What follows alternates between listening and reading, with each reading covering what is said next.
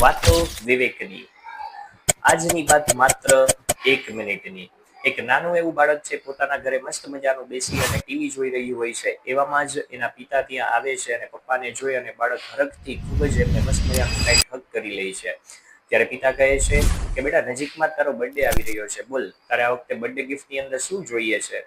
ત્યારે બાળક વિચારે છે અને પપ્પાને કહે છે કે પપ્પા, હું જે કહું તમે મને આપશો ને? ત્યારે પપ્પાએ પણ મસ્ત મજાની સ્માઇલ કરીને કહ્યું, હા બેટા, તું જે કહીશ હું તને આપીશ. બાળકે ફરી એકવાર વિચાર કર્યો અને અંતે પપ્પાને કહ્યું કે પપ્પા, આ વખતે મારે છે ને બર્થડે ગિફ્ટની અંદર કોઈ સેલિબ્રેશન નથી જોતું, પાર્ટી નથી જોતી, કે નથી મોંઘી કોઈ ગિફ્ટ જોતી, કે નથી કોઈ ફેસિલિટીઝ જોતી.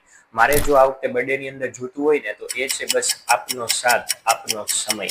યસ, આ નાના એવા બાળકની બહુ મોટી એવી વાત, વિચારવા જેવી વાત છે દોસ્તો, કે આજના ભાગદોડ ભર્યા સમયની અંદર આપણે આપણા નજીકના લોકોને બધું જ આપવાની ટ્રાય કરીએ છીએ અને એ બધું આપવાના ચક્કરમાં નથી આપી શકતા ને, તો એ છે આપણો કિંમતી સમય.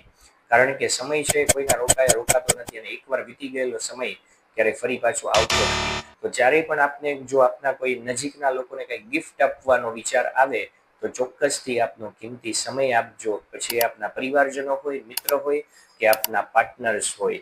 કારણ કે પછી જિંદગીની અંદર માત્ર ને માત્ર અફસોસ જ રહી જશે. સો અફસોસ કરવા કરતા આપના નજીકના લોકોને આ રીલ મોકલજો.